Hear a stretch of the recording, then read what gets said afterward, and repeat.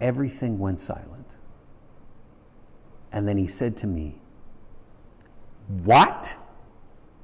You made a promise to the saints and you didn't keep it?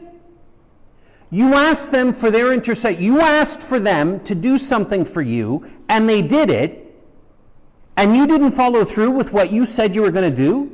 Bless the Lord, O my soul, and all that is within me, bless his holy name. Hi, thanks for tuning in to Armor of God again. And as always, thank you so much for taking the time to be here with us. And hopefully all of you will find this video useful and edifying. And if it's not too much of a hassle for you, please do share this video on your social media. And we're going to start with the state of the world today. And for this one, I'd like to share this clip of Father Joseph Iannuzzi with all of you. To be honest with you, I've never heard Father Iannuzzi speaking this way before, so it's kind of refreshing in a way and hear Father Iannuzzi talks a little bit about the efforts in de-Christianizing the world today. Now here's the irony of the West. I called it the Wild West, the Western NATO Union of Western Allied countries. From what I've been reading and studying for the last 20 years, even more, have been on an effort to de-Christianize the planet. And I don't say this as a matter of opinion. It's documented. A lot of these statements of the United Nations that have come out of NATO meetings, G-Summit meetings, Davos meetings, they're not all connected with the United Nations, of course, but they're brought there and they're made in sync with these people who have met at these other places, have declared in many different ways that they wish to establish a new world government, order, call it what you wish. And this is nothing new. But I'm mentioning this because the opening ceremony in Paris is all connected with this. The de-Christianization of the world is their intent. And this is sad. I'm not saying this applies to all the West. The citizens are for the most part oblivious. It's those who have power that are vying for this.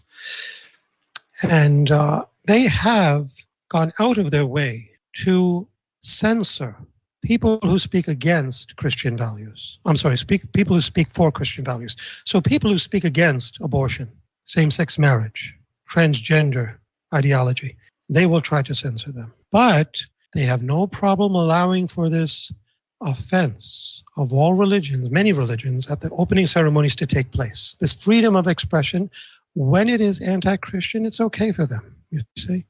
This, the double standard. Well, this is nothing new.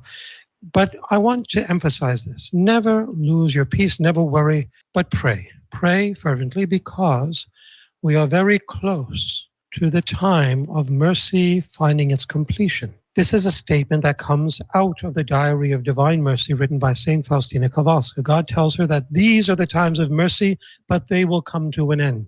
And then it will give way, or that these times will give way to the times of justice. And God save us when that happens. For the next clip, I've decided to include this clip right after the first one because it's in a way related to what Father Iannuzzi talked about in regards to the efforts in de-Christianizing the world. And it's down to these people probably falling for the devil's lie, which is he does not exist.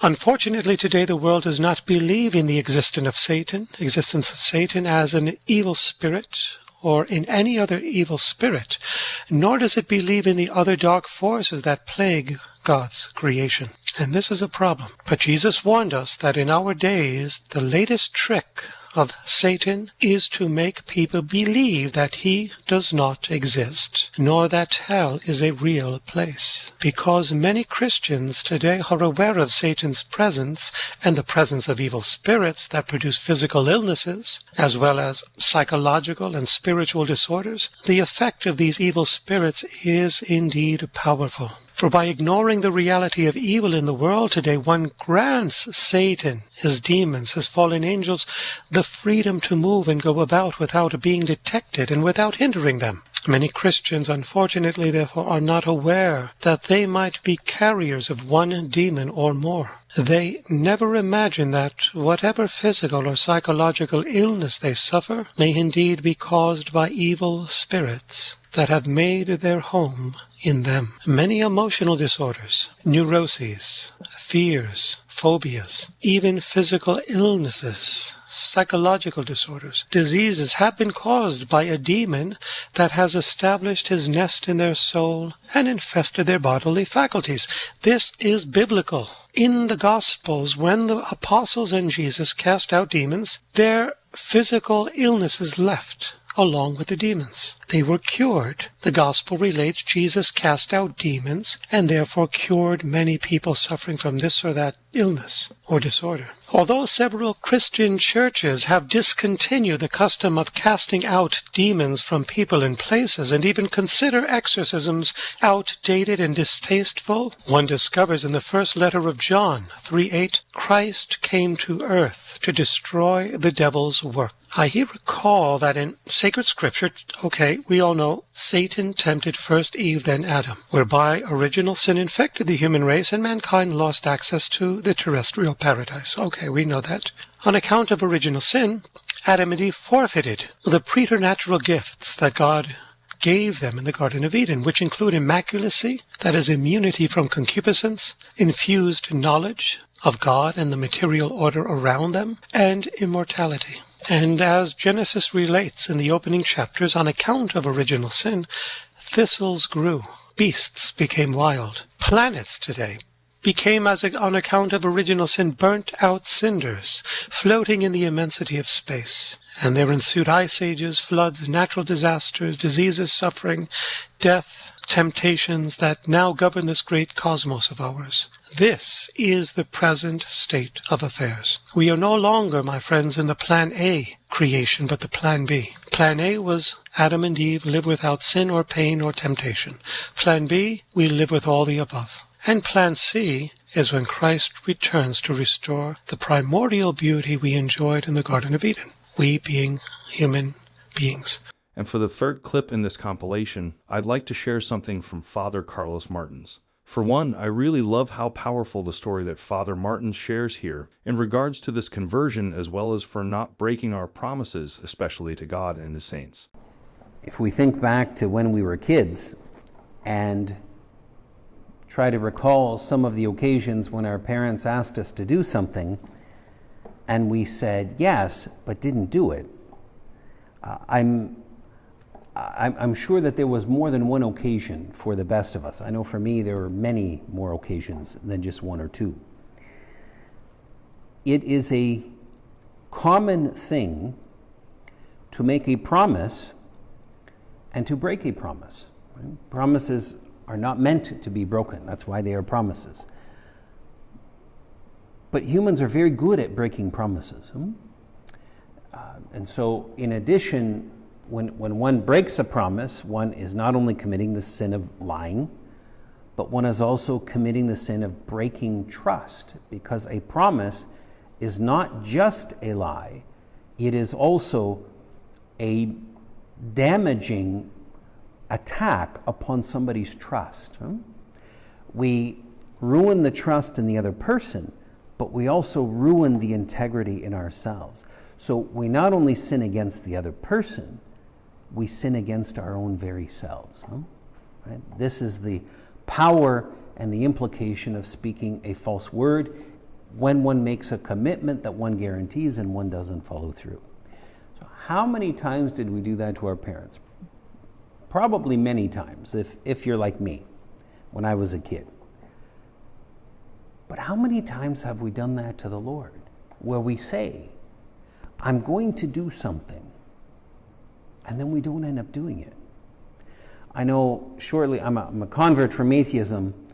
Shortly after that conversion, within a year or so, I had been practicing my faith, going to confession regularly, and I went to confession inside St. Peter's Basilica in Rome.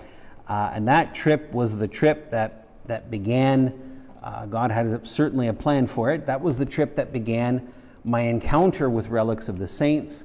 I met somebody there who had access to relics, and thus began the ministry which I do today. So that trip really changed my life. Right? It changed my life in a big way. But there was one encounter that I had inside St. Peter's Basilica, and I went to one of the confessionals, and if you've never been in St. Peter's Basilica, there are confessionals peppered throughout the basilica, And above the door of each confessional are the languages listed that the priest inside can speak. So there'll be every language under the sun listed there. The priests there are linguists. They're very talented. They've heard sins in many different languages, and they can give counsel in many different languages. But I went in there, and I didn't have what I perceived to be any grave sin, any serious sin to confess. I think, I can't remember what I confessed, but probably stuff like being in a bad mood to somebody, or maybe dropping a piece of litter on the street rather than putting it in a garbage can. Relatively minor stuff. But I also recalled, oh yeah, Father, I made some promises to saints that if they would obtain for me a result, the healing of this person or that person, or some favor, I can't even remember what I asked for, that I would then undertake a commitment to pray for them, 3 rosaries to this saint if he did what I asked him to do, or that kind of thing. And I didn't follow through with those. Everything went silent. And then he said to me, "What? You made a promise to the saints and you didn't keep it? You asked them for their intercession. You asked for them to do something for you, and they did it, and you didn't follow through with what you said you were going to do?" Now, at this point, I felt about this tall, because I was certain that everybody around me could hear the words of this priest.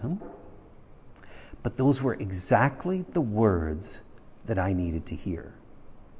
And that bending that he did to me, because he really did bend my character, I was growing the wrong way. He corrected me, and it was a harsh correction, but I never needed that correction again. And it changed me. And I have prayed many times for that priest since that time, because he gave me exactly what I needed. He was not a nice guy to me, saying, there, don't worry about it, it's fine. He didn't do that. If he did that to me, I would have never recalled him to this day, and he would have never entered my mind since that moment. I remember the encounter clearly because of the way that he ministered to me. And he told me, when you make a commitment, you follow through, always. But if you make a commitment to God or to his saints, to his agent, right? So the saints are members of the body of God. So to make a commitment to the saints is the equivalent to making a commitment to God. You better follow through with that. And whatever you have to do to fulfill that promise, you do it. You do it. Whatever you have to give up, or you don't make the promise in the first place. Right? Because you incur a debt, and that debt will have to be paid before you ever enter into heaven. So you better do it now in this life, because it'll be much harder to do in purgatory. I mean, those were incredibly sound words. I was so grateful to him for the pastoral care they gave me, which was tremendously formative for me in my character. And it gave me an appreciation of discipline, an appreciation of being committed, that I need to be a person of my word. And when I say to the Lord, look, I'm going to do everything I can to never sin again, then I need to do that. If I give a commitment to not just God and to the saints, but even to just anybody, I need to let my yes be yes and my no be no. So all of that really sunk into me in a powerful way in that confession in St. Peter's Basilica, and God bless that priest. I lift him up wherever he is. I have no idea if he's still living. I have no idea who he was at the time. I have no idea who he is now. But wherever he is, I pray that the Lord bless him. Thank him for being a good shepherd to me. And for the second part of this video, I'd like to share something from the late Father Gabriele Amorth again. And this time it's going to be about curses, and as Father Amorth explained many times before, it is also the most common form of diabolical influence. And the curse may assume different characteristics according to the end that is desired. For instance, there's a curse that is intended to separate spouses, engaged couples, or friends. Many times Father Amorth had to deal with engaged couples who loved each other, broke up without any apparent reason, and never managed to reconcile. And he later found out that one of the couple's parents was against their marriage and turned to black magic to break the engagement. And then there's another type of curse that is used to lead someone to fall in love. One such case that Father Amorth shared was of a girl who fell in love with her best friend's partner. After fruitlessly trying to make him return her love, she went to a sorcerer. The engaged couple separated, and the man married the girl who commissioned the curse. It was a horrible marriage. The husband was unable to leave his wife, but he never loved her and always had the feeling that he had been forced to marry her. And then other curses are called illness, because the target will always be sick. Almost always when the curse is powerful, it also includes diabolical oppression, or even possession. That is why, according to Father Amorth, exorcism is necessary. The most dreadful curses can be those that are intended for the destruction of an entire family, and Father Amorth also reminded us before that the use of any form of superstition or other illicit means in an attempt to be healed is forbidden. Experience teaches that this warning is necessary. Sorcerers are many, but exorcists are rare. Unfortunately, some have advised going to a sorcerer for help against curses, even if the patient suspects that he will be the target of yet another curse. This warning is especially important because the tendency to turn to sorcerers, witch doctors, and such is as old as the world itself. Despite the social, cultural, and scientific progress, the habit of consulting those who practice the occults seems to coexist peacefully with our modern world. All social classes, even those most educated, are involved. Engineers, doctors, teachers, politicians, and so on. And Father Amorth also explained that one of the rituals during exorcisms suggests asking the demon the cause of his presence, particularly whether it is due to something the individual ate or drank. If this is the case, the exorcist must command the person to vomit. If instead the curse is due to some foreign object, the exorcist must ask to be shown where the object is hidden, find it, and burn it. These are all useful suggestions.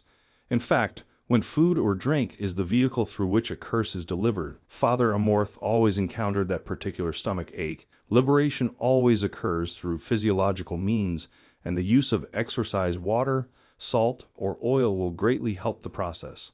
It is also possible that some cursed objects are expelled in mysterious ways. For example, the victim may suddenly feel a strange weight in the stomach, almost like a rock. After a while, he finds a rock on the ground, and the pain disappears. Other objects, colored strings, braided cords, and many other items may be found, and these items must all be sprinkled with blessed water and then burned in the open and the ashes thrown into running water.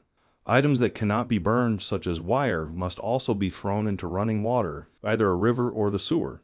Nothing must be thrown into the toilet or sink. When this happens, often the entire house is flooded or every drain becomes plugged.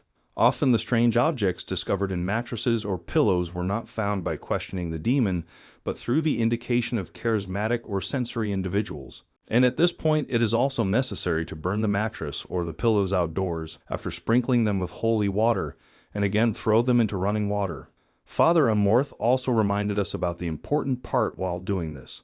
While the cursed objects are burning, everyone should pray. We cannot be too careful, especially when the curse is discovered by chance or through demonic revelation. During Father Amorth's training with Father Candido, who was his mentor, Father Candido told him of an error that he had made at the beginning of his career. So what happened was, Father Candido and another priest, both authorized by the bishop, were exorcising a girl. While questioning the demon, they discovered that the girl was under a malefice.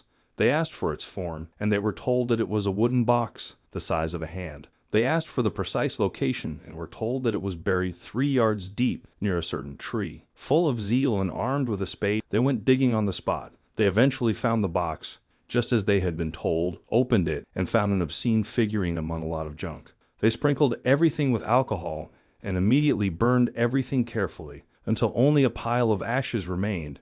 But they did not bless the objects before burning them, and they forgot to pray throughout the process, invoking the protection of the blood of Christ.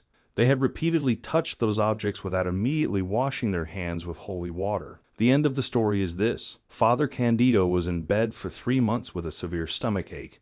These pains continued for 10 years with less intensity, and they recurred periodically afterward. This was a tough lesson, but it was a useful reminder for Father Amorth and to anyone who may be in the same situation. Well then, that will be all for the video this time. And as always, thank you so much for taking the time to be here with us, and I really hope all of you have learned a lot from this video. I cannot thank all of you enough for your continuous support, and I'm sorry for all the weaknesses in the videos and the way I present things because a lot have been giving their feedback in regards to this. But I hope despite that, you are still able to learn a lot from these priests. Anyway, for those of you who'd like to support our works and you like what we do, I left a link to our PayPal donation in the description box below, and from the bottom of my heart, again thank you so much for your continuous support, contributions, and prayers. Until the next one, stay safe, stay healthy, and may God bless you.